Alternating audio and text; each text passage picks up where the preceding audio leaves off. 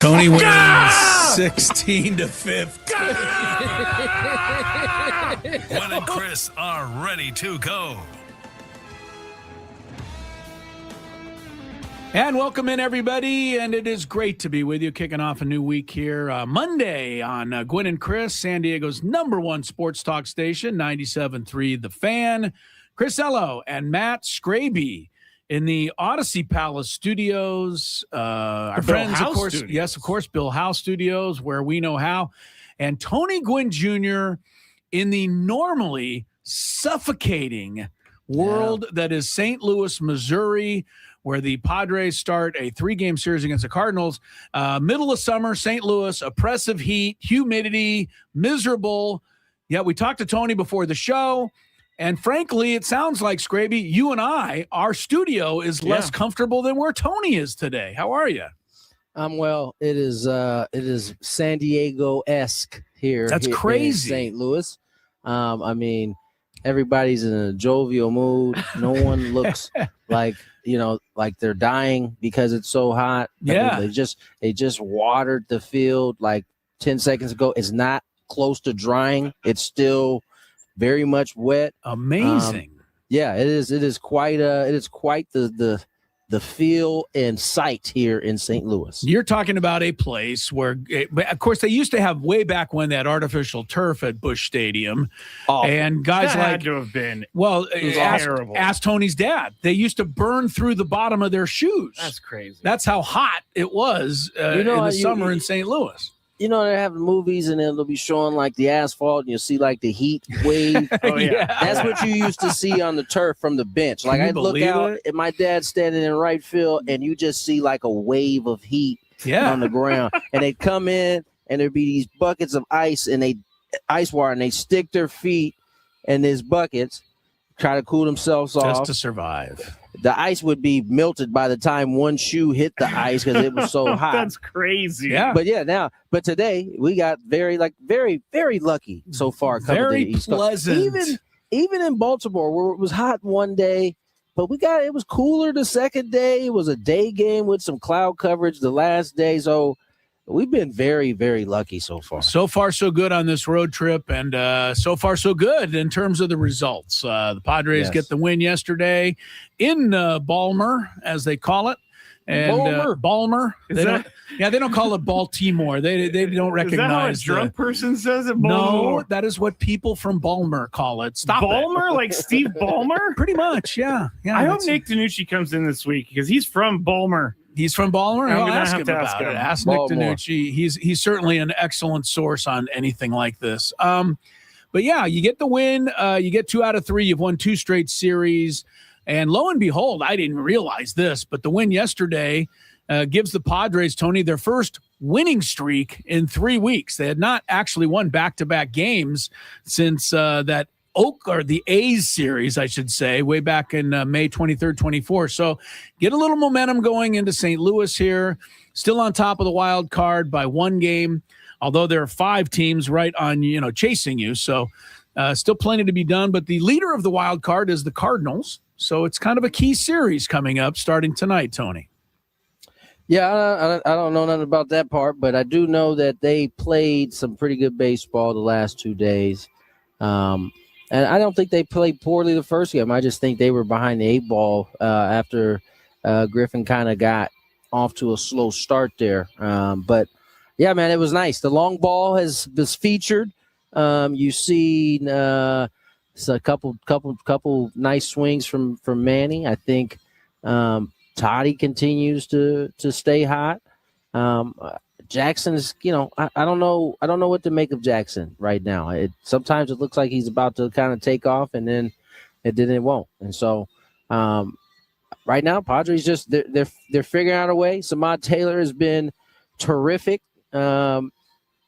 Given that the lineup is out, I don't know if you've seen this yet, Skrabe, but I think indeed he's not. Yes. Well, since you mentioned it, we might as well get into it here. He's not in the lineup today. No. He gets an off day. It's Toddy, Merrill, Machado, Sheets, Bogarts, Wagner, France, Song, Duran, who had a nice little day Duran as had well a nice day yesterday. They also don't have Jace Bowen in there. What a catch he made yesterday. Yes. And Superman. One of the best you've ever seen in right field. And look, you try to look at this Padre club.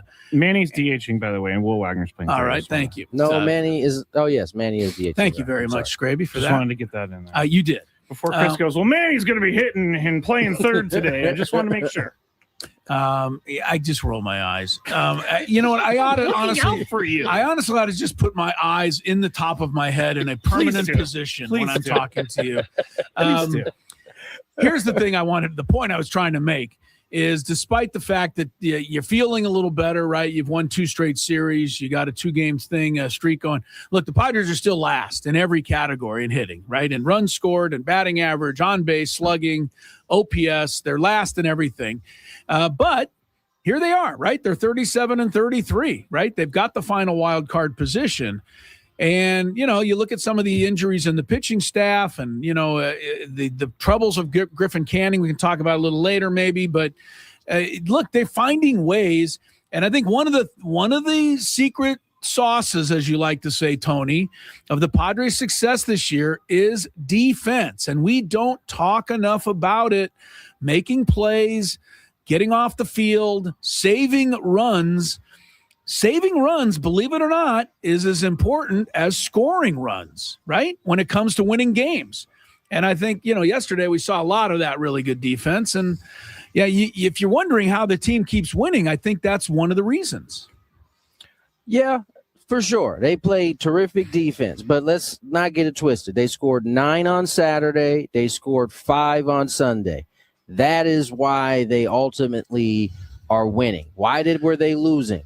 The offense was atrocious. They were getting, 2, maybe 3 runs. And so, you know, I don't think and let's establish this. The offense right now, based on what they've done from the beginning of the season till now, is last. It's not one of the better offenses in all of baseball. However, you go out and you score 9 and you score 5, you're not playing at that point like a last place offense.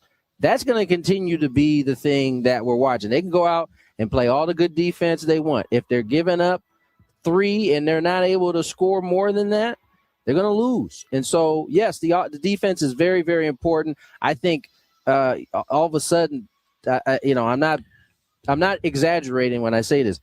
Toddy looks like a terrific second baseman, like really good. And so that opens up things for the Padres. That allows you to have Samad Taylor and Bowen, because those guys are all really outfielders, right? Samad can play the infield a little bit, but it just gives you some flexibility. And I'm paying more attention to if the offense can continue to find ways to generate runs and pressure, because that's what they did the last 2 days.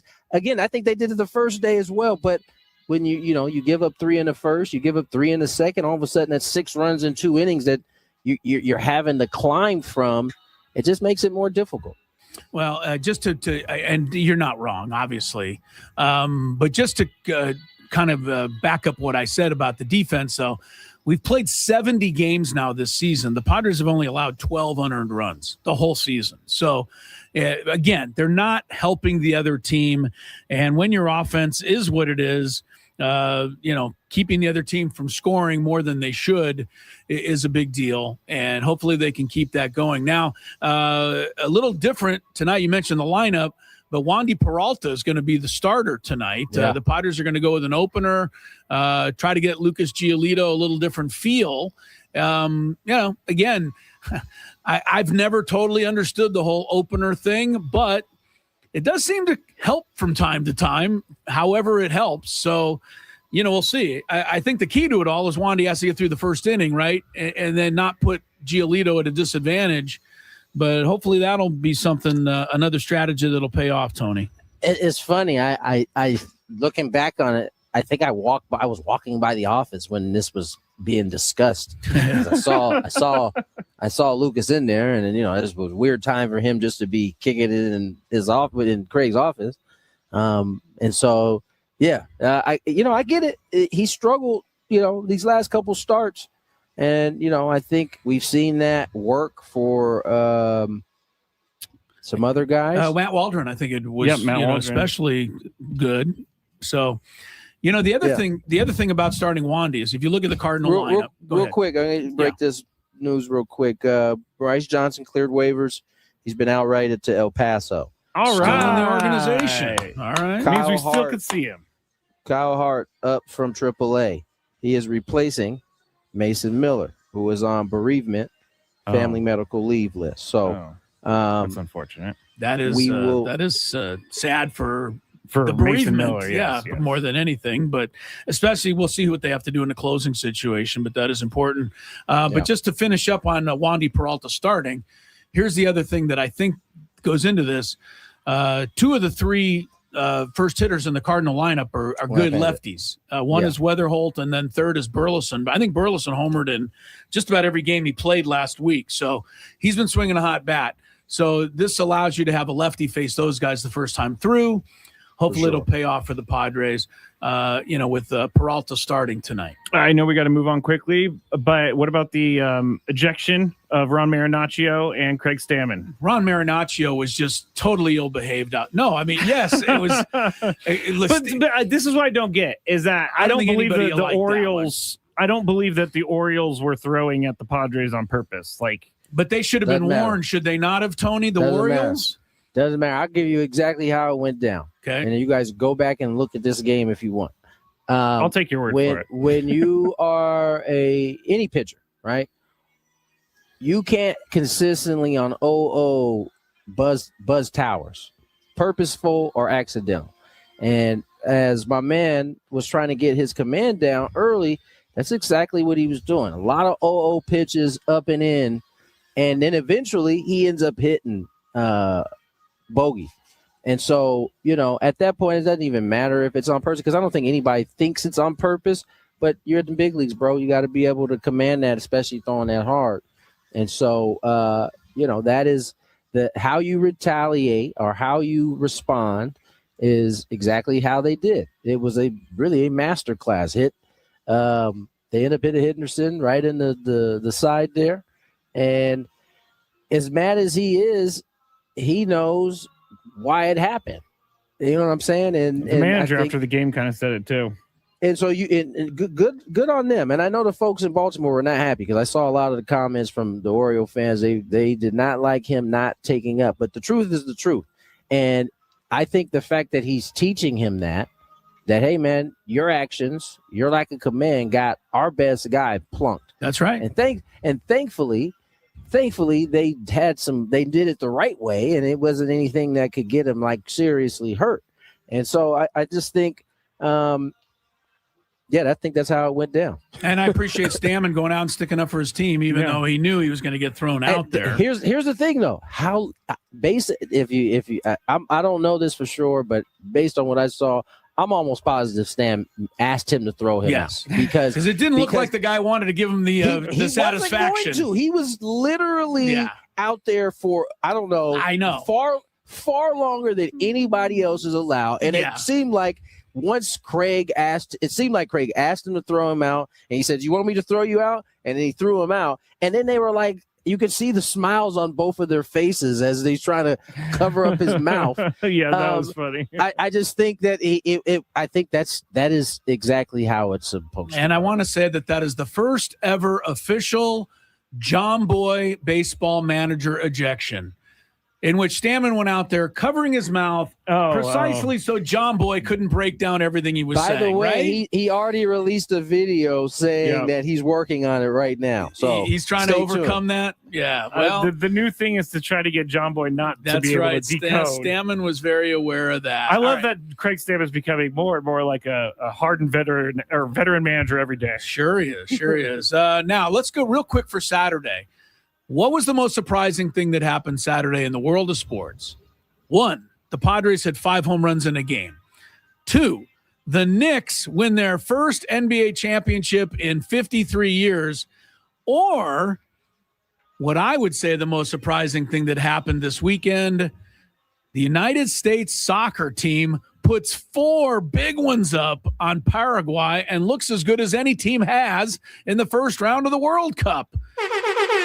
Tony, we're getting World Cup fever. It only took one match, but everybody's Cup fever. Here we're all running away with ourselves after that win over Paraguay Friday Everybody night. is. Right? Everybody yeah, is. feels good. Yeah, we loved it. It was. I think, as someone who's watched a lot of these World Cup, especially on the men's side, it just looked different than it ever has. And we've played good competition. We've played competition that we were supposed to beat. It's never ever looked like it did on Saturday. And I actually think it was Friday, so my bad for that, but it was Friday.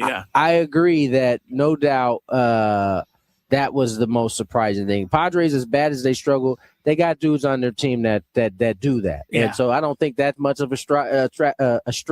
The way the Knicks have been playing, certainly that wasn't much of a stretch. But to watch the United States dominate the way they did and look like they didn't luckily win 4-1. They dominated. No. Yeah. They looked like we have all imagined them to look at some point. And I just thought that was awesome. That was, and now it's funny, but one match now the expectations have risen. Like we've gone from hopefully we can win a match to I expect us to be in the finals. So we'll see if that all carries out. But great start there. And before this first segment ends, you have to talk about the Knicks. And look. We talked about Brunson. The guy had a chip on his shoulder the whole way. Yeah. He carried it. He never let it go. And he was absolutely incredible. It's one of the greatest performances I think you've ever seen from a small guard in that situation. You go back through Isaiah Thomas, Steph Curry, who did it differently.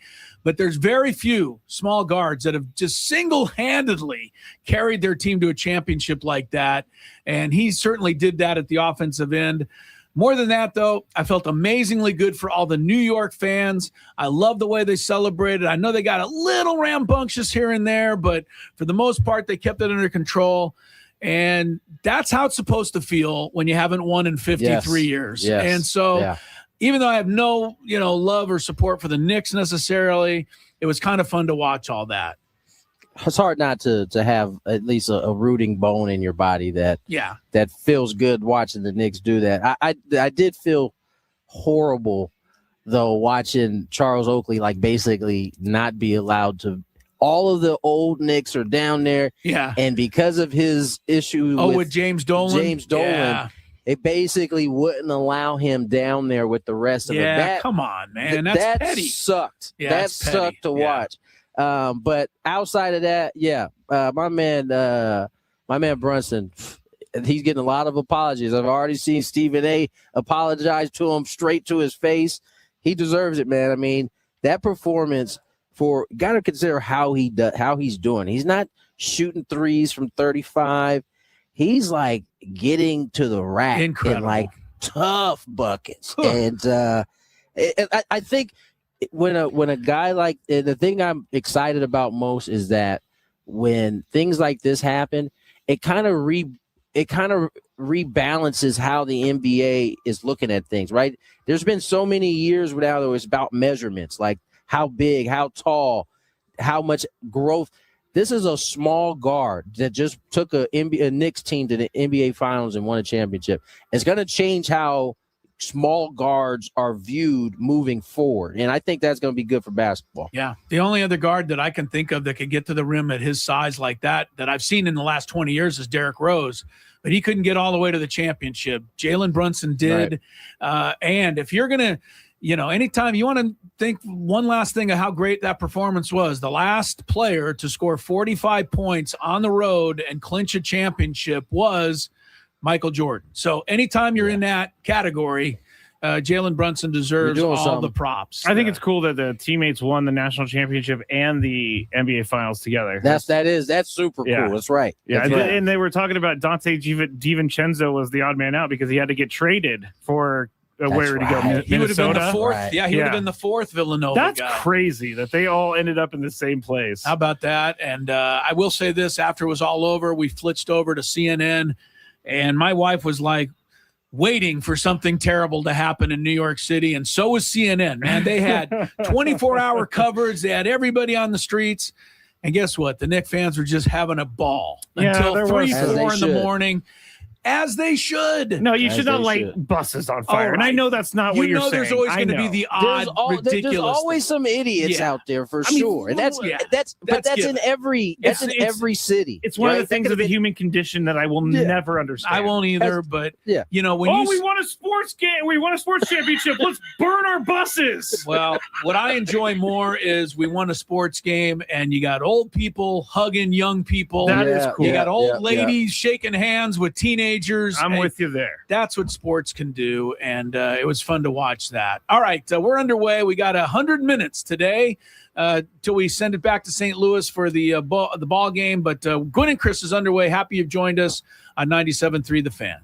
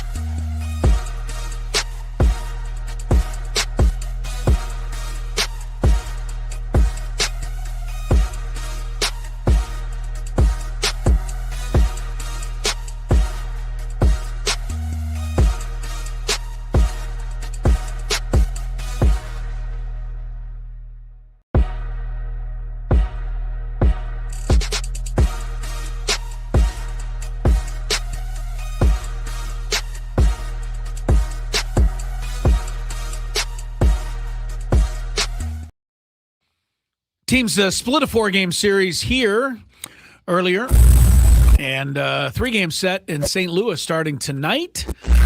Wandy Peralta.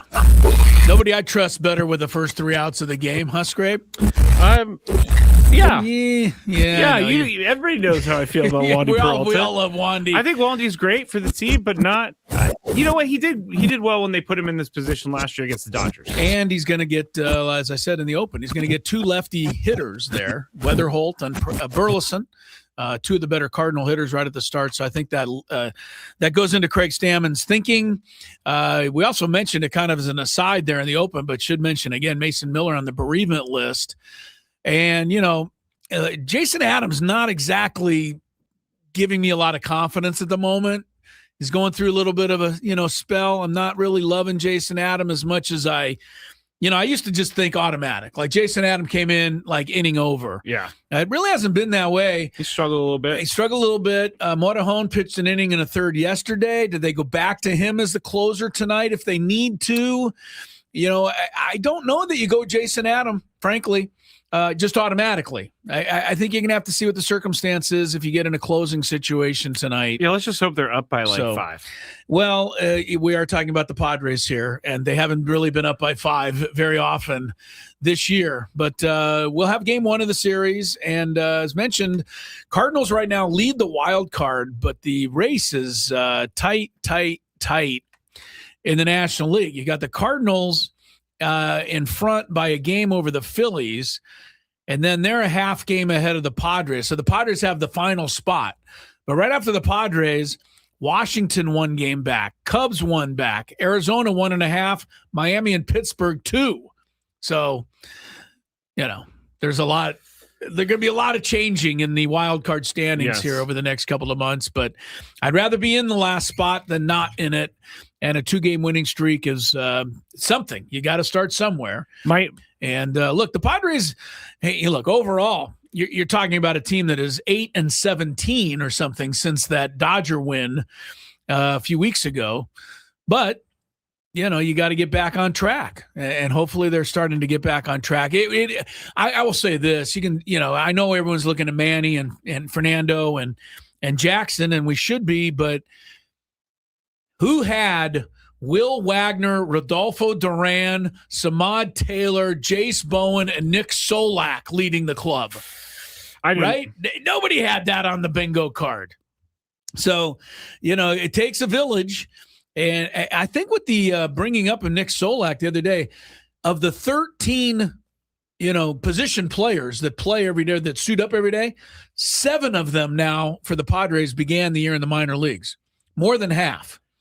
That's not the plan that we thought before the year. Not the plan, but these guys are holding their own. I will say this about Fernando. I'm going to say he's officially back.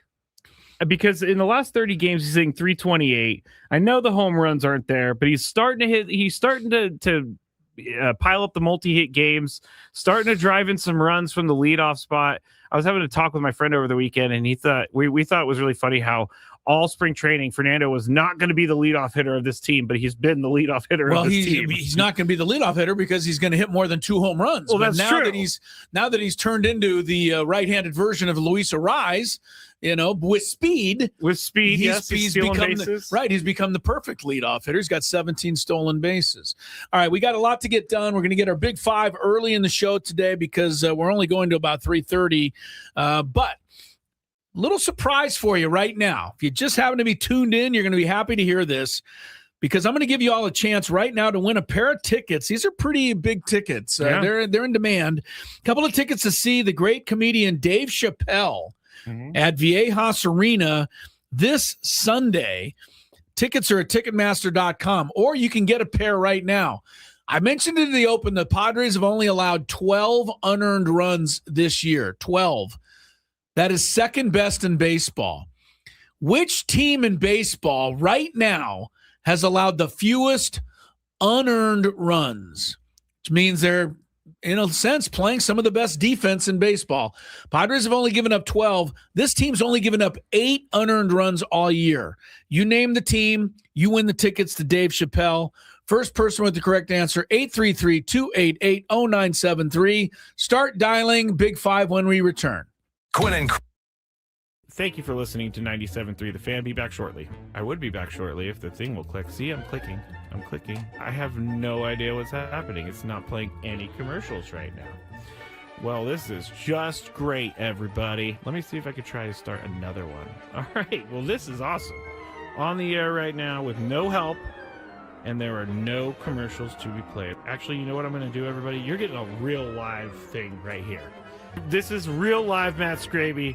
I'm going to have to restart Wide Orbit real quick, so goodbye, Wide Orbit. It's not even closing. I'm going to text Adam, and I'm going to say, Adam, I tried to go to break, and the commercials did not play, and the program won't shut down. Oh, you know what I'm going to do? I'm going to have to do some Control-Alt-Delete over here. Control-Alt-Delete. Okay, I got it. Task Manager. It's not coming up. There it goes. Task Manager came up, everybody. I have no idea. I'm way too generous with my stroke giving.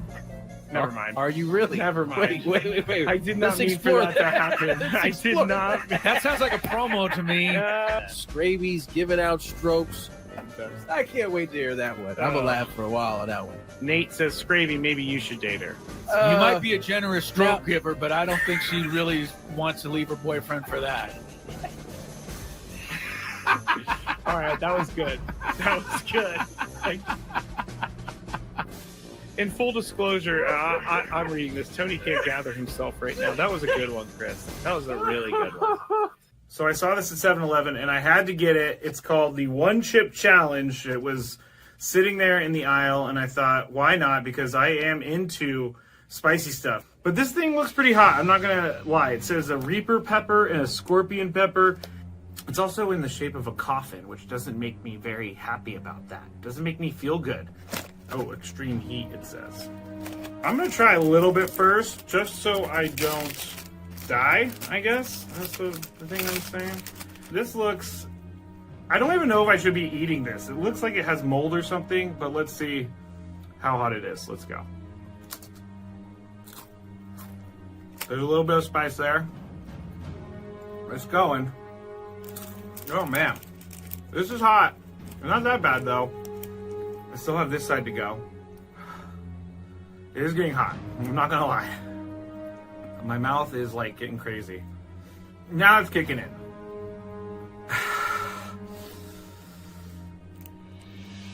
I'm not sure if I'm gonna finish this. Honestly, it's getting serious. I gotta go with the milk.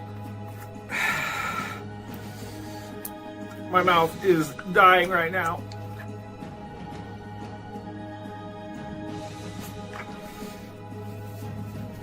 Yeah, this is not fun, guys.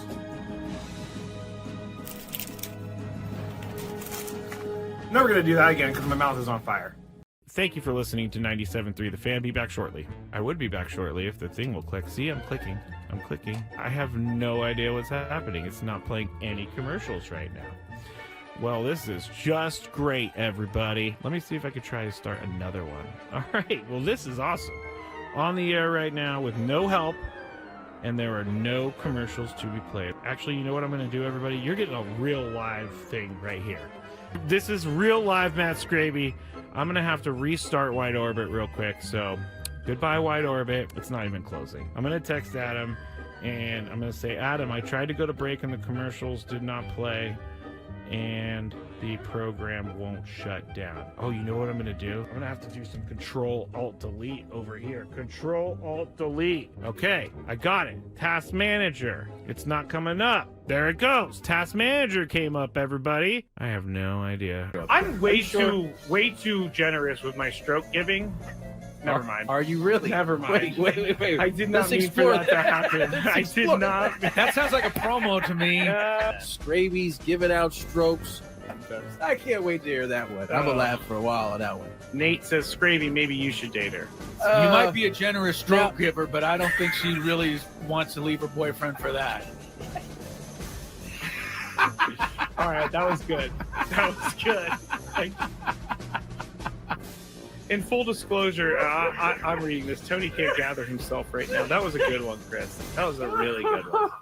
So I saw this at 7-Eleven, and I had to get it. It's called the One Chip Challenge. It was sitting there in the aisle, and I thought, why not? Because I am into spicy stuff. But this thing looks pretty hot. I'm not going to lie. It says a Reaper pepper and a Scorpion pepper. It's also in the shape of a coffin, which doesn't make me very happy about that. Doesn't make me feel good. Oh, extreme heat, it says. I'm going to try a little bit first, just so I don't die, I guess. That's the thing I'm saying. This looks... I don't even know if I should be eating this. It looks like it has mold or something, but let's see how hot it is. Let's go. There's a little bit of spice there. It's going. Oh, man. This is hot. Not that bad, though. I still have this side to go. It is getting hot. I'm not gonna lie. My mouth is like getting crazy. Now it's kicking in.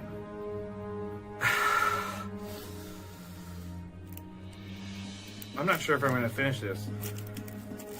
Honestly, it's getting serious. I gotta go with the milk. My mouth. Hi, Lisa. Good guess by Lisa. Called right in. Dodgers, of all people, have given up the fewest unearned runs. Yeah, you don't Only have any 8 fans of on them. the chat right now. I don't, No. because I'm asking a Dodger-centric question. That praises them a little bit. Whatever. Yeah, okay. All right. Lisa doesn't care because she's going to see Dave Chappelle at Viejas this Sunday. Tickets at Ticketmaster.com. Let's get right into our Big Five because there was a lot of stuff going on this weekend we got to cover. It's that time of the show when we check on the latest in sports. Only the most important topics and questions are brought to light. Stop what you're doing and listen. These news stories will astound and amaze you. The one, the only, Oh my God, who the hell cares? the Big Five starts now on 97.3 The Fan. And we are broadcasting live from the Bill House Studios. Chris and I, and Tony Gwynn Jr. is broadcasting all the way from, I forgot where you were, St. Louis. Why did I just forget that? There We you literally go. just talked about it. Like, it's one of those days, Chris. It happens. Chris is Okay, we've giving been me that talking look. about it all day. Like we're an hour into the show, and that's all Well, we've talked about is hey, that he's in St. Louis hey, and the weather's nice and he can't believe it. And it's not oppressive and it's not hot and he's not miserable. Like, are were all you true just not things. here for any of that? No, I guess not. I guess not. Last week I thought that Fernando should have more walk-off hits on the road, Chris. Yes, you did. So maybe you're actually getting better. maybe Yeah. I concussed myself. Your Your forgot about mistakes are getting less this week. Okay, here we go. Number 5. Griffin Canning made his 8th start for the Padres on Friday night, ended up giving up 7 runs, walking 5, and so far on the season, he is 0-5 with a 7.17 ERA. Well, he's walked at least 3 hitters in 4 of his 8 starts. I'm not going to ask you guys if he needs to be DFA'd because that's ridiculous to all those people saying that. But Chris, is this start concerning enough to have a conversation about changing course? Well, yeah, I don't know that the change has to be DFA always. You know, everybody always says, it well, does. he's either starting or we're getting rid of him entirely. I think that's silly. The first thing that needs to be told to Griffin Canning, and I'm sure it has been, is stop walking the leadoff hitter. He does it almost every inning, and you're immediately in trouble. So that would be a good place to start. Whether he's starting, coming out of the bullpen, long relief, got to come out throwing strikes. But yeah, I don't think there's too many more starts you can give him. Honestly, the only difference is you don't have a lot of other options, right? Unless you can get Matt Waldron healthy, and I could hear everybody shudder when I said that because nobody seemed to like Matt Waldron when he was starting. But yeah, until Musgrove or Pivetta are ready, right? What else are you going to do? So, Griffin Canning's got to pitch better. But at the same time, you're right. I don't know how many more starts you can give him. But DFA is always ridiculous. You've got so many things you can do. Anybody can pitch out a long relief for a month and try to get right. pitch in some less stressful situations. The guy's got ability. He's shown it the last 5 or 6 years. And until he's just got to get command back. It's not that far off. It seems like it is, but to me, he's working behind, and he's working, with a runner that he puts on base every inning. And that's a recipe for bad, no matter who you are. Tony, is this start to his season concerning enough to have a conversation about possibly changing course?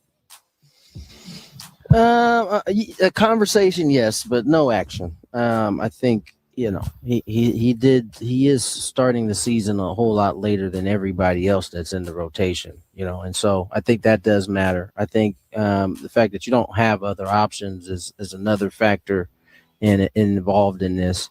But certainly your antennas are up and you're prepared to pivot if need be, but I don't think the time is now. I agree. So you guys are in the clear, okay? Just making sure that you guys know. I agree with you. Number 4. Chris just shaking his head like, yeah, okay, whatever, buddy. No, I understood that. I didn't really need any more explanation. You said you agreed with me. I did. Yes, I did. Gotcha. Yeah. Let me make a note of that. I don't know what is wrong with me the last week. Where's Tony right now? I have no idea. All right, Timbuktu for all I great. know. You may have noticed something different about how things are done at the World Cup this year. Commercials in the middle of halves, thanks to the fully responsible and not linked to selling ads hydration breaks. Coaches and players have said they actually don't like these breaks because it breaks up the flow of the game. And some are even saying this is going to extend into making the game into 4 quarters for the purpose of advertising, which just kind of is a 4-quarter thing now. The hydration break was originally put in place in 2014 because the weather was so hot where they were playing, and only games that started above a certain temperature got those breaks. However, games this weekend at Cowboy Stadium had the roof closed and were climate controlled, but the hydration break went on as planned. Tony, what do you think of the hydration break? The hydration break is nothing new to me, and especially youth soccer, because they certainly have hydration breaks, especially when the weather is considered hot. I don't know what that number is, but it's not anything new. I don't think it should be much of a surprise that if they're implementing it in this setting, that they're going to monetize it. I mean, that's kind of like a layup, really, that they have this built in. Now, the idea, and this is where I think it's just wild.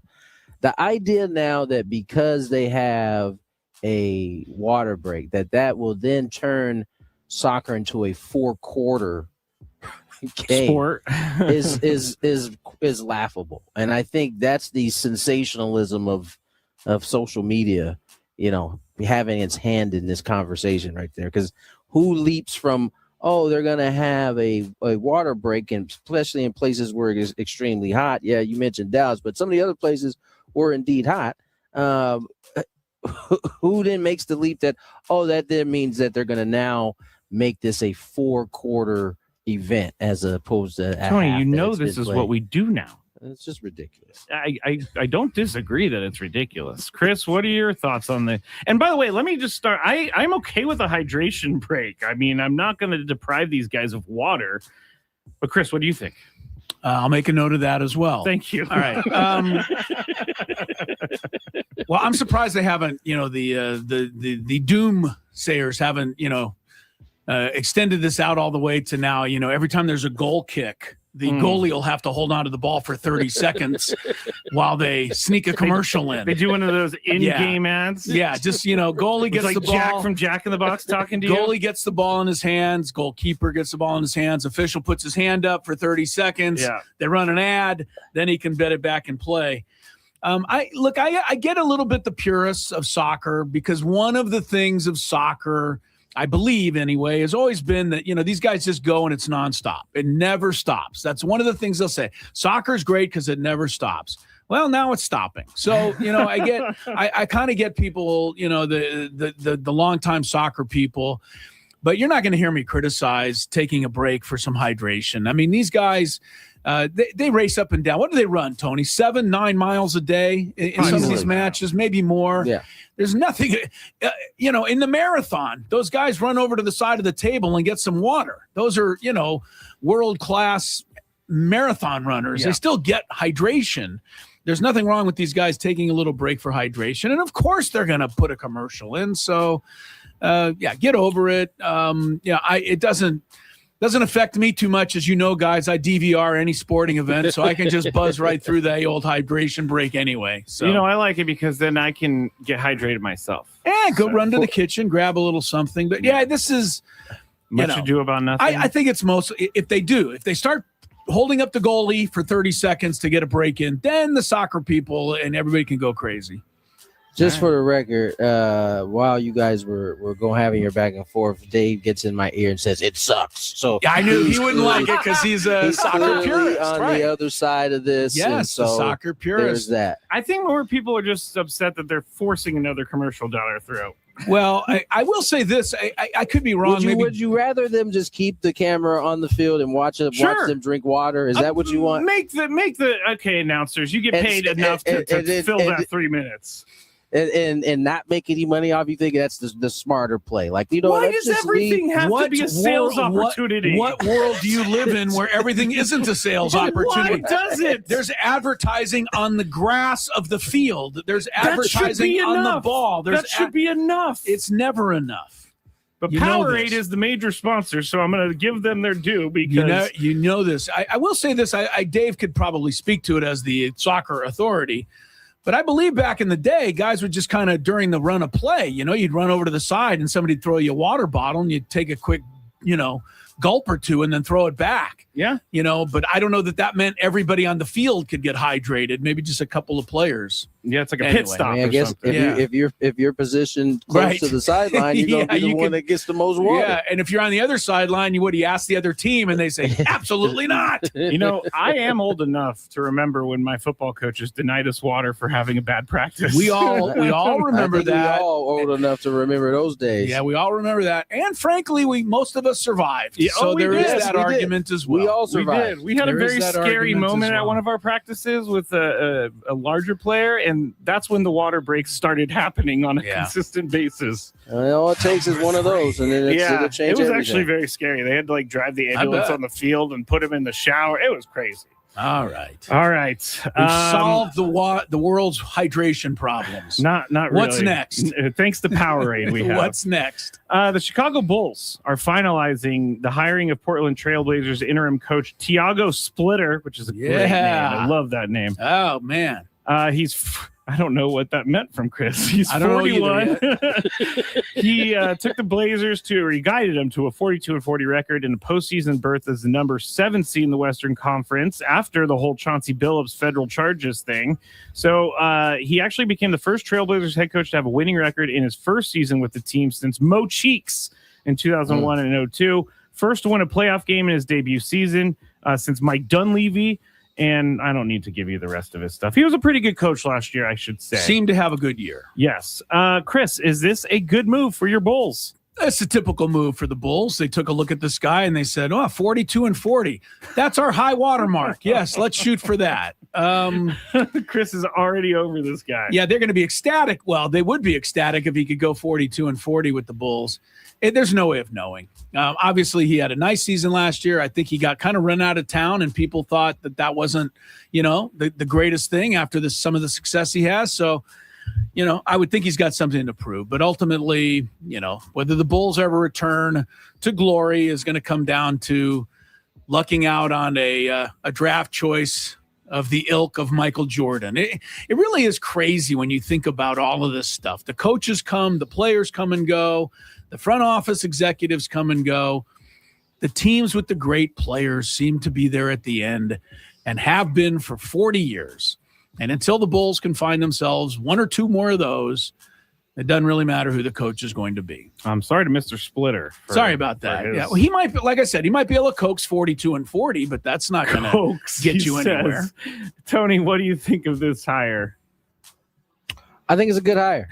I think we're gonna end up playing DJ Khaled, congratulations. You played yourself at some point soon to the Portland owner who decided he wasn't going to give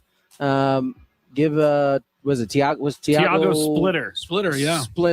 Yeah. Wasn't going to give him a shot. And I just remind you, he took over for a Portland team that didn't have any motion outside of their head coach being indicted on gambling charges. They weren't expected to be very good in the West.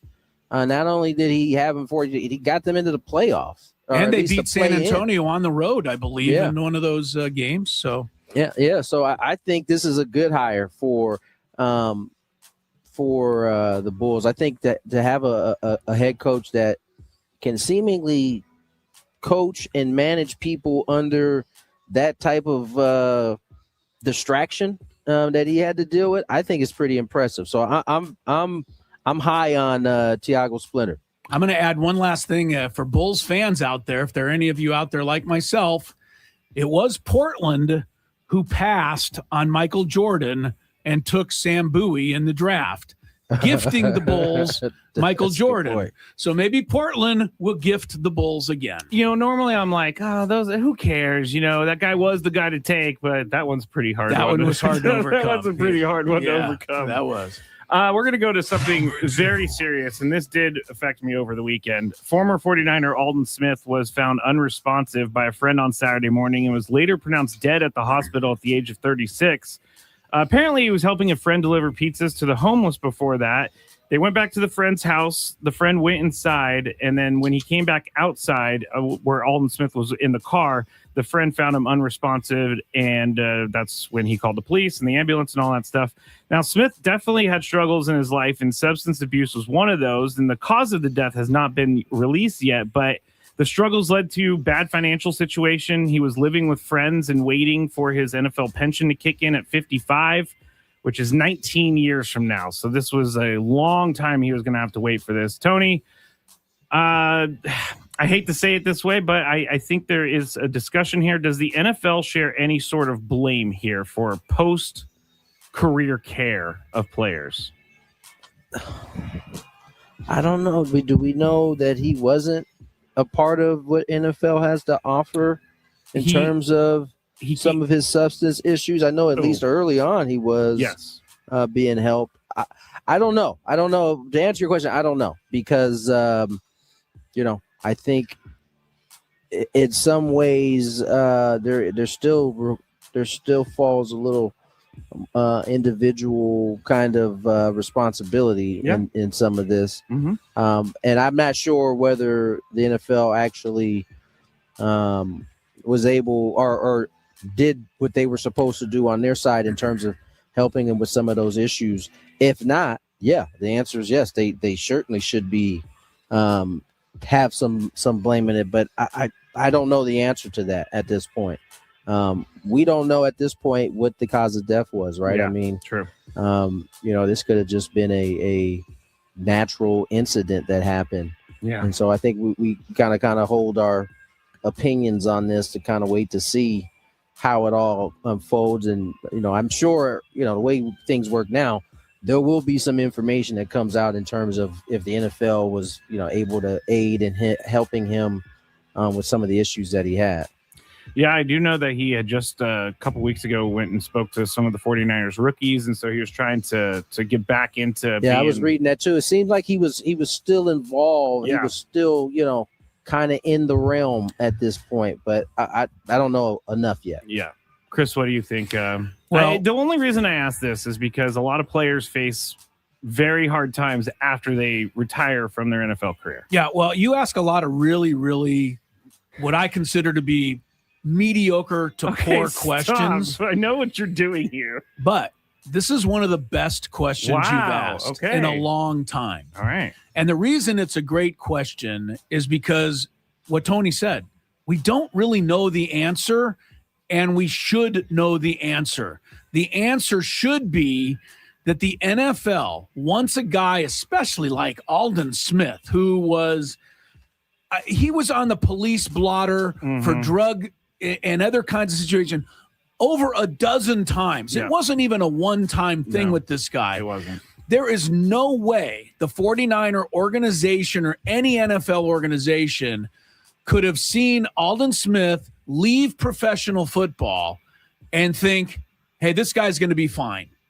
Like they should have been hands-on, keeping an eye and seeing what they could do. And maybe, like Tony said, maybe they were, and we just don't know about it.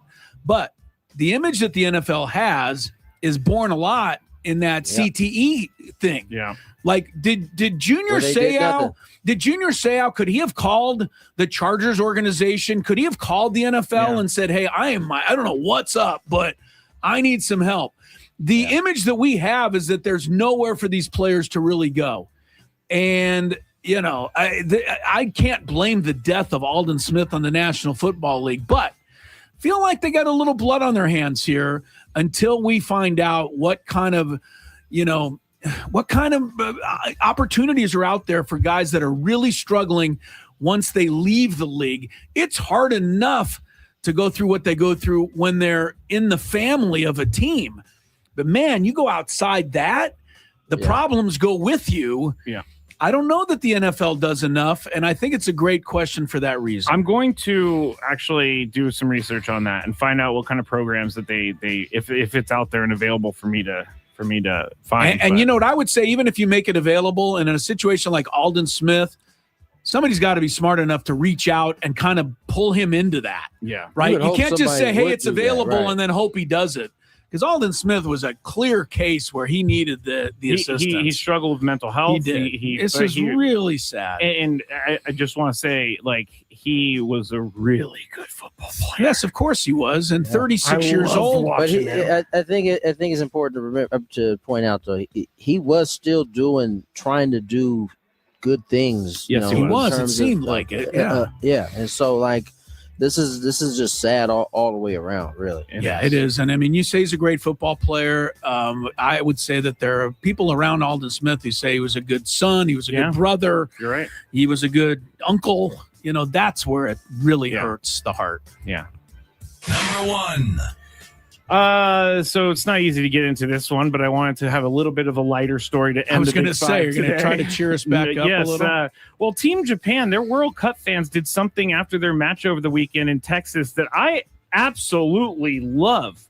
Spectators stayed behind after the 2-2 draw to make sure they left the stadium as clean as they found it and picked up all of their litter, putting it into blue plastic bags. It is a habit that first learned at a primary school. And Japan fan Aida Tanaka told the news source, we have to think about everyone. I guess Japanese people think that when you use a certain place, you have to make it look tidier when you leave than when you arrived. And I love this. So my question for you, Chris, you're up first. How do you leave your area in a stadium? Yeah, well, first of all, you're asking the wrong guy. Chris has got like stuff everywhere. He's OCD. Are you kidding me? He's not gonna. Well, first of all, you would think that I'm neat, Tony, in most situations. I have never, and I am ashamed to admit this, I have never carried an empty bag of popcorn out of a movie theater and set it in a trash receptacle. On the ground? I have never carried my soda out at the end of a game. I've had sunflower seeds everywhere. I certainly don't sweep them up.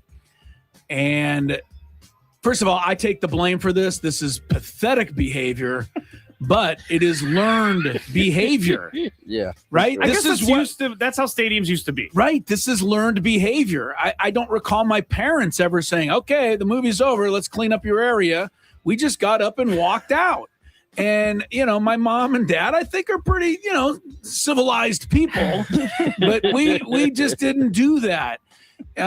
Look, there's a million examples of how other societies are miles ahead of ours in all kinds of things.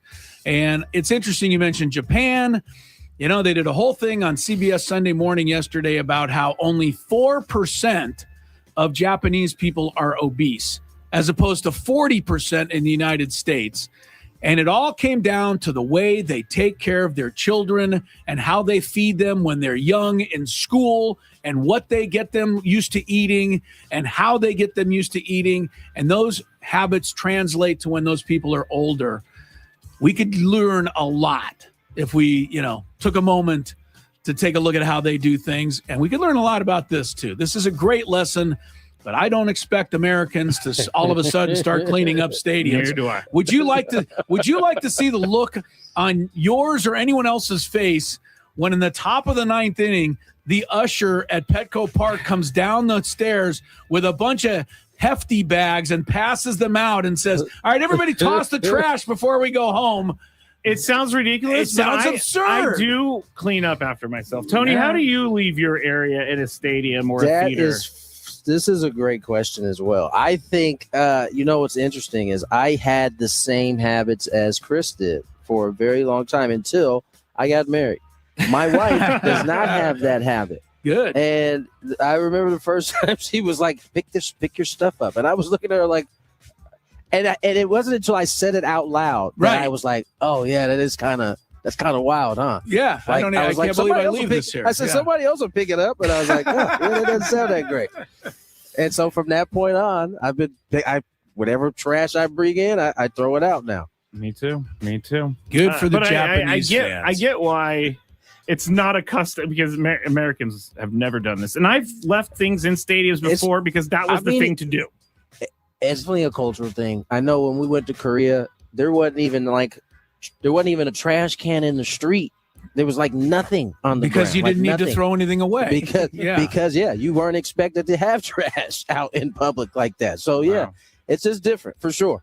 But I did see that. I thought that was a cool thing they was doing right there. Yeah, me too. On that note, we head to the end of the hour. KWFN and KWFN HD1 San Diego. Hey, this is Jason Adam from the San Diego Padres. Strike three called. Great slider from Adam. The Padres.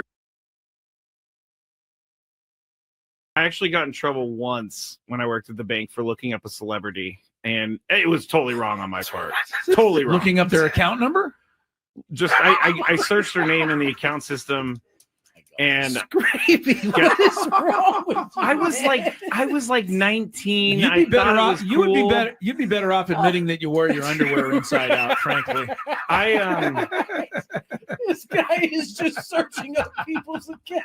It only happened that one time because I got caught. oh, How my did you get caught? goodness. The account was flagged, and anybody taking a look at it gets logged. And so I got called into the boss's office like 3 days What later. did that come? I'm sorry, I gotta ask, but nobody's supposed to be doing this preview. What did that conversation?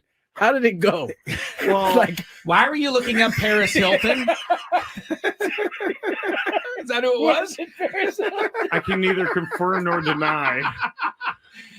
Oh my goodness. I can neither confirm. That's really funny, Chris, that you just yelled out that name out of all names. No. But I walked in, I got called into the office, and I sat down, gosh. and all my boss, I loved her. She was great. Her name was Sharon. Amazing boss. She just slid the piece of paper in front of me. You knew Said, what did time you it was. visit this account? And I looked. Yeah. She was like, we're going to have to write you up for this. And if you do it again, we're going to have to fire you. And I said, I'll never do it again. And I got out of there as soon as possible. I took everything, but it was not good.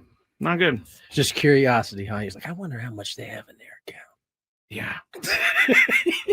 I mean, before I got caught, I did look up athletes. And, Oh my God! I'm so glad you're sitting in this seat now. Yes, I'm so happy you're not doing any bank. job that can be dangerous to people's futures. this was in the first year that I was there. I learned my lesson Thoroughly. thoroughly. Chris, as I said, as soon as they walked in, they was like, Yeah, that's that our window. guy right there. That's our window. We're gonna take him down. Yep.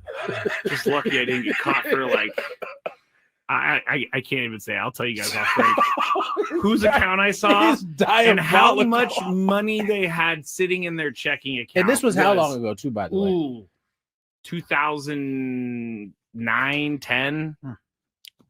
Way before I became a good person. Didn't Bank America end up getting in trouble? Or was that, it was one of those banks got in trouble? all of them get in trouble Yeah. for selling information, but I heard folks like you. I wasn't selling any information. I was just wanting to see what was going Just on. curious. I didn't check their account activity, You which I just could check- have been like, oh, they bought this here. I'm going to go up there. You know, I'm not that creepy. Well, that's stock. Oh yeah, you're not that bad. I'm not that creepy. This is amazing, by the way. We're supposed to be doing. How are we supposed to do baseball picks under I these don't think we can circumstances? anymore. I think we gotta push it. You guys never did it? Well, I mean, No, Skraby, we didn't. We didn't do it. Really? Okay. Like you work at a bank, you're looking at people's account information? That's unbelievable. It only happened for a little bit, and then I got in Only trouble. for a little bit. I can't stop laughing at this because it is quite hilarious. Greg. But you were saying that I may have gotten robbed or whatever. I actually did get robbed when I worked in San Francisco, and they're called quick change artists. How long did you work in the banking industry? 8 years. I was a teller supervisor when I finished. I was also the merchant teller, which took in around $150,000 in cash a day. Guess what? Always balanced at the end of the day. Yeah, I bet. But there was a guy who walked in. He had about $5,000 in hundreds, and he handed it to me. He said, "Can I get 50s for these?" And I said, it's pretty annoying that he wants $5,000 in hundreds. In hundreds, and he wanted $5,000 in 50s. He just wanted 50s instead of hundreds. So I had to go get it from the vault. I come back. I'm starting to count it out, and then he's like starting to ask me questions as I'm counting it out. He's trying to what did I tell you, Chris? This is what I'm talking about. That window right there. Hey, this guy was so good that no one saw it coming. But so when I started getting mad at him because I counted out the 50s. Wrapping things up here from the Bill House Studios, where we know how. And send it over to is Sammy back for pregame? Yes. Took a few days off there. Yeah, well, he didn't clear it with me. Man, he didn't clear it with anyone except for our boss. That's not how you do it. That's not what you're supposed to do around here. No, you're supposed to ask all of us too. Yeah, well, here we just take it off and ask questions and ask for forgiveness later. Yeah. That's kind of the way we do it. I'm too much of a rule follower to do that. Sorry, Adam. I hope it was okay that I took yesterday off. Yeah, that's not going to happen. That doesn't work. Sammy's got the pregame show. We got the game coming up in a little while here. And Wandy Peralta will be pitching the first inning tonight, at least for the Padres, as he is the opener for Lucas Giolito. And did I see who the Cardinals are pitching tonight here? The Redbirds are countering. Is it Dustin May? Dustin May, yeah. And Dustin is, I believe, 10 of his last 11 allowed 3 runs or fewer. So he's actually pitched well for the Cardinals this year. Another guy who's had to relearn how to pitch because that of all guy the injury. that used to cause us issues when he was a Dodger. That too. So that game's the actual first pitch is at 4:45. Sam's pregame show at 3:45. First of a 3-game series. Today, tomorrow, Wednesday. Thursday is an off day. Friday, I'll be accompanying the team to Texas. Yes. Actually, I won't be accompanying them, but I will be there. If all goes well, that's the plan. Going to be in Dallas for the weekend. Is your birthday actually? It's next Monday. I always forget the My day. birthday, actually next Monday, but we're going to celebrate. And actually, the reason for our trip, I think I told you, and maybe mentioned on the show, was we're going to solve the mystery of the JFK assassination. Yes, we did mention that last week. I'm not sure that you're going to. I don't think we're going to do it. Yes, if I did, that would be a headline for sure. Yes, just make sure you say every time you just say Gwynn and Chris somewhere in that headline. Gwynn and Chris solve JFK. No, you could say assassination. Chris from Gwynn and Chris plot. Yes. Yeah. All right. So here's what I wanted to get to. We'll get back to baseball and the Padres in a little bit here. But the Knicks winning the other night, the NBA title, in glorious fashion. I mean, I don't know, how history is going to categorize the Knicks like 25 years from now. We always think that when you see a team win, it's like, that was the greatest run I've ever seen. You see it, you hear it every time, right? Oh man, OKC last year, they're going to win 10 more. And it's always the greatest thing. And history doesn't always remember it that way. But I do think the Knicks are going to be remembered because the way they did it. They won 15 of their last 16 games. They won half of those games by like 30 points. Remember, they were just blowing everybody out. Yeah. And then the games that they didn't win by 20 or 30 points, they had these astonishing comebacks. You go to the Cleveland series, they were down 22 in the fourth quarter and won that game. And if you go to the Spurs, obviously the 29-point game will always be remembered. But I read today San Antonio was leading for 72% of that series. Yep. They had double-digit leads in all of the games. In every game they led by double digits. They led by 16 in the last game. And, so despite all of it. Is it crazy that I'm sorry, I just cut you off. Is it crazy, though, that I when I saw that the Knicks were down 16, I thought, that's nothing. Well, it felt like a here we go again. Yeah. You watched the game 5, it looked like game 4 and game 2 and all the rest of them. Spurs got off to that blazing start, and then it all dried up. And the Spurs, we can talk about them down the road, but it does go to show that no matter how much talent you have, and Wemby has it, and all those other guys on San Antonio, they're tremendously gifted players. But until you have to close in the most important moment, you don't have it. And they had nobody to finish those games. They had nobody to get the ball to finish those games. Nobody could make a basket. So that'll be the Spurs and what they have to work on. And, a lot of people say, well, they'll be back. They might be, but Oklahoma City's not going anywhere. So, there's no guarantee for anybody. But the Knicks winning, and I started thinking about 53 years, and I always think about us here, the pain that we've endured, right? Waiting for our teams to win a championship. And so I went through and did a little rundown, and unfortunately, San Diego is well represented in this particular in this deal. Okay. Do you want to get that in real quick? Do you think that's important enough? I didn't know whether to show. Yeah, it's pretty important.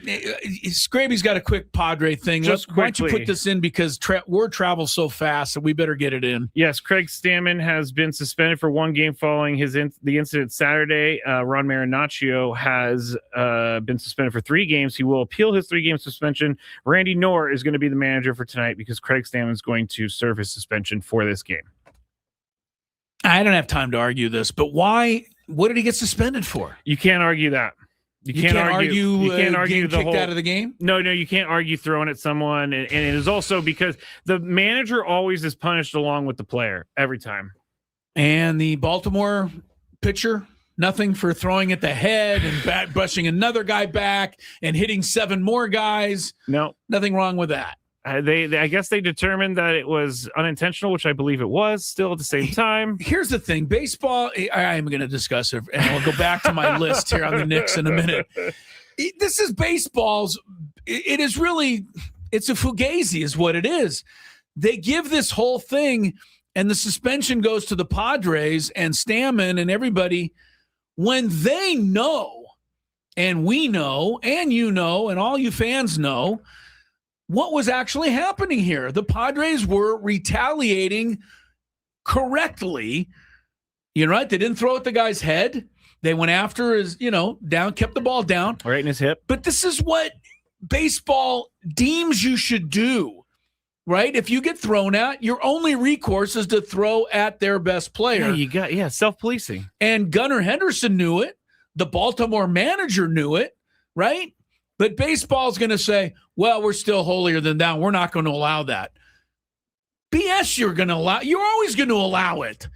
That's part of baseball. So to me, throwing a suspension out here is silly. This is just a blank. Like people are saying, "Oh, everything's against the Padres." This is just a blanket. This isn't suspension. the Padres. They would do this to every pitcher. Every pitcher gets a 6-game, a 4-game, and manager. The manager gets it. No, this isn't Stammen. Remember Framber Valdez when he threw at Trevor Story? Guess who went? It manager was and Hinch and Valdez. Yeah, no, they're not picking on the Padres here. This is just baseball being, backwards in this regard. Yeah. Not even a little bit, a lot of it. They know what's happening. We know what's happening. Let's just, call it even and move on, right? That to me is what should have happened. The umpires shouldn't even I don't even think they should have kicked Marinnacio out. He did make it pretty obvious, I hate to say, but they should have understood this was what was going on. K-Laws has a good point. Did they actually give warnings? Because I know that I don't think they have to anymore. Oh, okay. So I'm going to throw that out there. I don't think they have to. I think they can, but they don't have to. Okay, makes sense. So I think things have changed there. But if you're going to hit a guy in the head and you're going to throw the ball and hit inside and move everybody back for an entire game, you got to just expect that he's going to throw inside, to somebody. Yeah. So I don't, All right, Stammen. By the way, this is neither here nor there, but I don't really like Stammen covering the mouth thing. I didn't like that. Why? I think it looked uncomfortable. It looked weird. Didn't it look a little weird? You've never seen anybody do that. I think we're just not used to Craig Stammen being an angry person. My point is, but if you're really that angry, you just let it fly. Yeah, you're right. Right? You just let it fly. So I don't, the fact that he took time to cover his mouth the whole time kind of at least took a little bit away from Maybe his he argument. didn't want his kids to see what he said. Fair enough, Craig. All right, we got a break here. We'll check some traffic. But I got that list. The Knicks' 53 years is nothing compared to what we've waited around here. And I'll explain when we come back on Gwynn and Chris. From the 8-5. What are we doing, guys? I'm going to see the museum for the first time ever. It's gonna be sweet. See my dad's plaque. See where Trevor's plaque is going to be. It's gonna be pretty dope. Chris, I'm going to go to the Hall of Fame for the second time because I went earlier today, but I'm going in to see Tony go into the Hall of Fame. So all the way straight and back left. Straight back left. Straight on that back wall. This one? Yeah. How you feeling, Tony? I don't know how I'm feeling right now, honestly. Excited? I'm definitely excited. Hello, Eric. How you doing? Pretty good.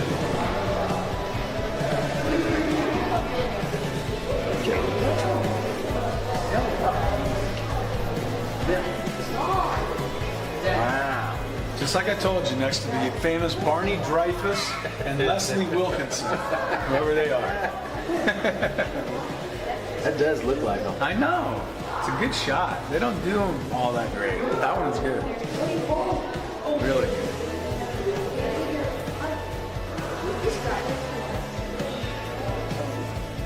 I missed a year. 300. Must have been bad. Huh? I used to be. Not anymore, though. Oh, it's so cool. What team did you play on? I can give you a long list of them. Brewers, Padres, Dodgers, Phillies, Nationals. What position did you play? I played outfield. This is my dad.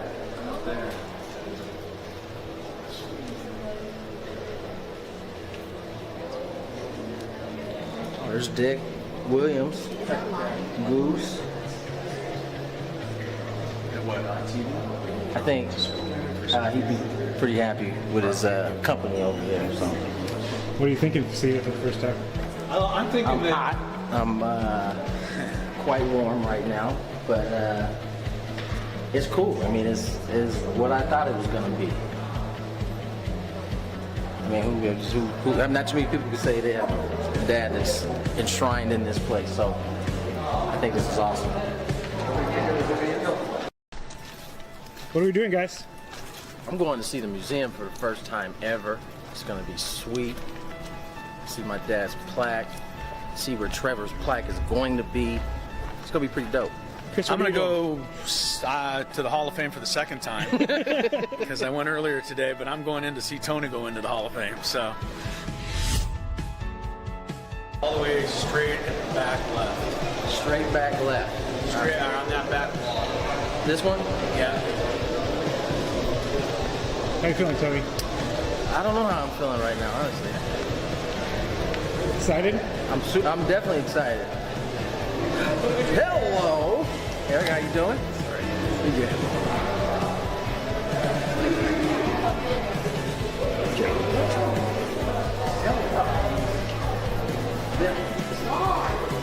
Wow. Just like I told you, next to the famous Barney Dreyfus and Leslie Wilkinson, whoever they are. That does look like them. I know. It's a good shot. They don't do them all that great. That one's good. Really good.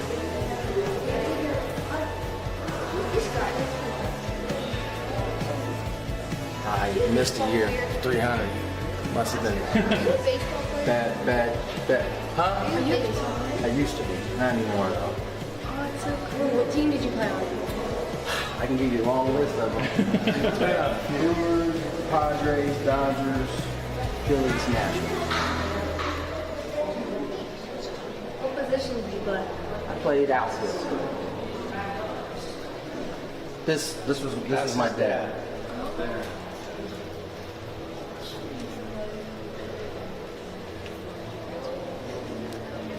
Oh, there's Dick Williams, Goose. I think he'd be pretty happy with his company over there. So. What are you thinking of seeing it for the first time? I'm thinking I'm hot. I'm quite warm right now, but it's cool. I mean, it's what I thought it was going to be. I mean, who not too many people can say they have a dad that's enshrined in this place. So I think this is awesome. What are we doing, guys? I'm going to see the museum for the first time ever. It's going to be sweet. See my dad's plaque. See where Trevor's plaque is going to be. It's going to be pretty dope. Chris, I'm going to go to the Hall of Fame for the second time because I went earlier today, but I'm going in to see Tony go into the Hall of Fame. So all the way straight at the back left. Straight back left. Straight around that back wall. This one? Yeah. How you feeling, Tony? I don't know how I'm feeling right now, honestly. Excited? I'm definitely excited. Hello, Eric. How you doing? Pretty good.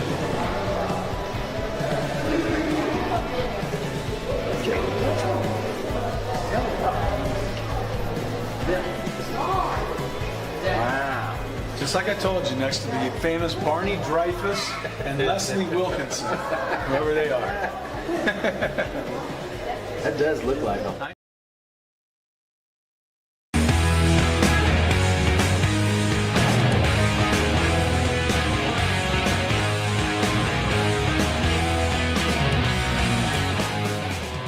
Yeah, a little bit is, trying to help our starters out a little bit, just get a little bit more comfortable, get into the game a little bit, take that edge off at the beginning of the game. And I think strategically, it's probably not allowing them to face the top of the lineup, right away in the game, and maybe not 3 times in the game.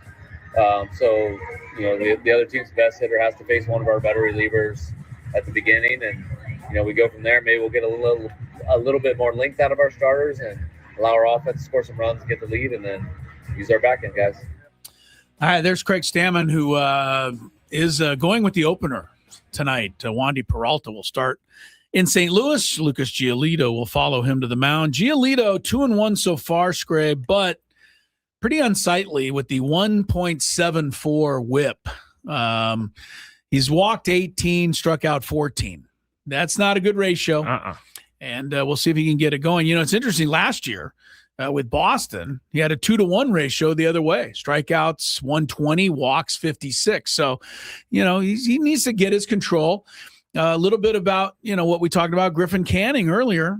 These guys didn't have spring training. They're kind of working through it, in game action. And we're seeing some of the results of that. But Padres will be looking for their 3rd straight win coming up in just a little bit. Couple of other quick things before I get to that waiting game. We didn't mention it, but Carolina Hurricanes, on a different level than the Knicks because it's the NHL, but a very dominant Stanley Cup run to the championship. Finished off 3-0 over Vegas last night. Carolina ended up winning the last 3 games of that series. Jordan Stahl was the Conn Smythe Trophy winner, 37 years old, one of the oldest ever to win it. I like how hockey does the MVP. It's playoff MVP, not just finals MVP. I kind of like that. Like, to me, the whole run should matter, not just the final series. Can you win it if your team doesn't win? I guess you could, right? If you went, right. If you were like just an outstanding if you scored player like throughout 50, all playoffs, scored no 35 support. goals and they end up losing in the 7th game, I guess you could win the Conn Smythe that way. But anyway, Carolina was really, really excellent. I thought Vegas gave them a hell of a run, but they won the 2 of the first 3, and they scored a bunch of goals. I didn't think Vegas would even score that many goals. Carolina actually had to change goaltenders in the middle of the series. And the guy they brought in was lights out. So anyway, Stanley Cup champs are in the bank. I don't think the world will be, closing in on the Hurricanes victory parade later this week in Raleigh, as opposed to the ticker tape parade the Knicks will get in Manhattan on Thursday. But every time somebody wins, sorry, I kind of get a little crestfallen around here. Because we're still waiting for that parade. And, it's not really, unless the Padres are going to, make a hell of a run in October, we're still waiting and waiting and waiting. And so you start to kind of compare it. And I looked at now, here's what some of the longest streaks going out there. We'll start in the NBA. The longest streak without a championship right now is the Sacramento Kings. Ooh, I want to guess the rest of these. Okay. The Kings, before they were the Sacramento Kings, were the Kansas City Kings. Before that, they were the Rochester Royals. And you have to go back to the Rochester Royals days. Since 75 years ago, the Kings won a championship. So they got the longest NBA drought. Who do you think is second in the NBA? Longest NBA drought after the Kings franchise. I mean, I don't even remember the Hornets even. Well, it's going to be longer than the Hornets because the Hornets haven't been around long enough. They haven't been around long enough. What about the Blazers? No, Blazers haven't been around that long either compared to this team. Maybe I don't want to play this game. Yeah, you might do better in the other sports, Okay. just not in basketball. The last championship for this team we're talking about, they were in St. Louis before they moved to Atlanta. The Hawks, 68 years since they've won, and they'd never won in Atlanta. Wow. Third is the Phoenix Suns, who've been in existence for 57 years and still don't have a championship. But right behind them, and we have a hand in this one, the Clippers, 55 years. Many of those were here in San Diego. So we have representation in basketball. Yeah. All right, let's go to football. Well, I know the Browns haven't won in the Browns is not on this list, believe it or not. What about the Lions? The Lions are 68 years for the Lions. Are they counting the Browns as two franchises, the first Cleveland and then the second Cleveland? I think the last Cleveland one was in 1965, so it's 61 years. They're a little shy of this list. Man. The Lions are 68, but there's 3 other teams. There's one team that's been longer than the Lions.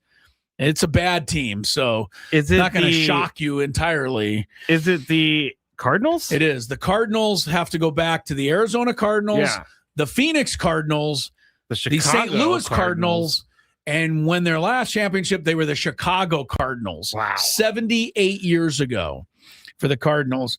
Third is the Tennessee Titans, who were before that the Houston Oilers, 64 years.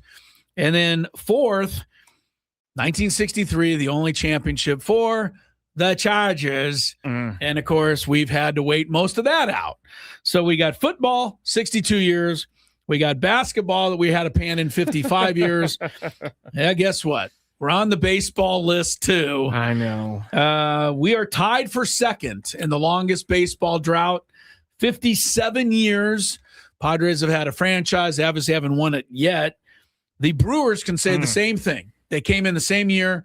The Brewers actually, for 1 year, were the Seattle Pilots, but same franchise, started in 1969, so neither of them have won. But there's one franchise in baseball that beats both of them by 20 years, and that is... Let me guess. That is... Well, it can't...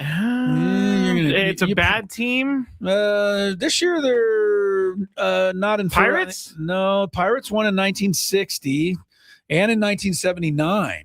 And in 1971, they actually won 3 there. 1979, We Are Family, Willie Stargell.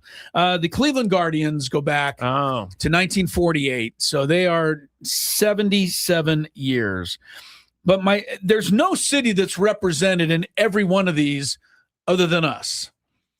That is unfortunate, Chris. Yes, it is. That is not great. And that's why I'm happy for the Knicks fans.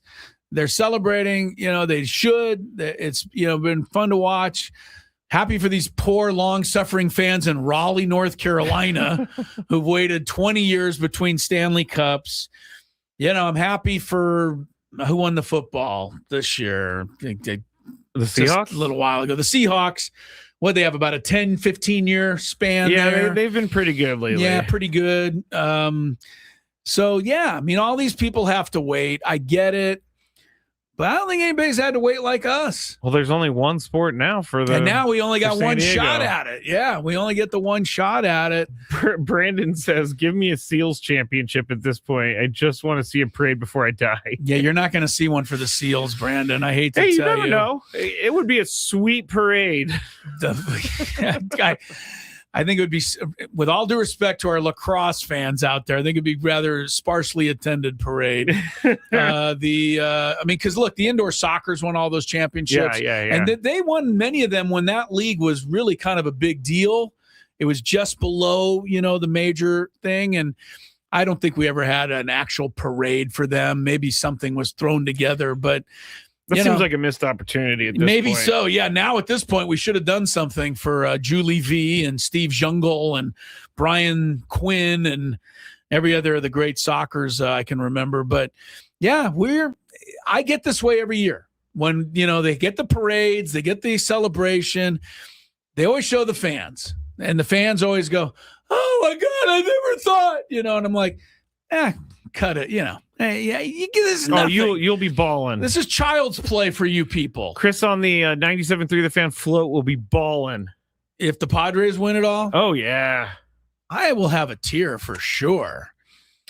I said it earlier. Look, the 73 Knicks won. So did the 73 Dolphins were the last. I don't think they're going to duplicate, though, what the Knicks just did. That would be tough. And, that would be very tough. So, all right. Anyway, it was the games were good. The games were exciting. I did hate, and you said it, but I hated James Dolan going up and getting the trophy. And I got to believe that most New Yorkers pretty much hated that, too. Yeah, because he represents them, and he's just hated by almost everyone. He does everything out of personal spite, everything for personal gain. Yeah. I just don't think anything that he does is really done with the fan in mind. No, this is the guy who put together a facial recognition thing to kick out people who don't agree with him that come to his venues.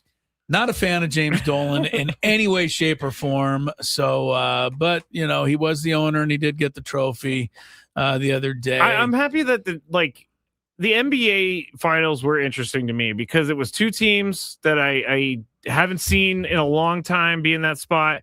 I love that the Knicks were in it. I don't really care as much about the Spurs, but I love that Wemby was in it. So I think this was a pretty successful NBA Finals. I do too. It'd be interesting to see how Wemby is remembered. Obviously he hasn't written the full story, but the Wemby that was in this Finals, not going to be remembered all that fondly. He threw away game 2 with the terrible turnover at the end of the game and foul. He basically disappeared in the fourth quarter of every one of these games, missed free throws. He said it was a learning experience for him, and that's what he's going to have to kind of take it that way. One last thing before we send it over. What time we got till, Skrabe? 38. Okay, we got a few more minutes. Back to the World Cup and the United States. That was fun. That was incredible. And they looked like a good team. Right? None of us expected it.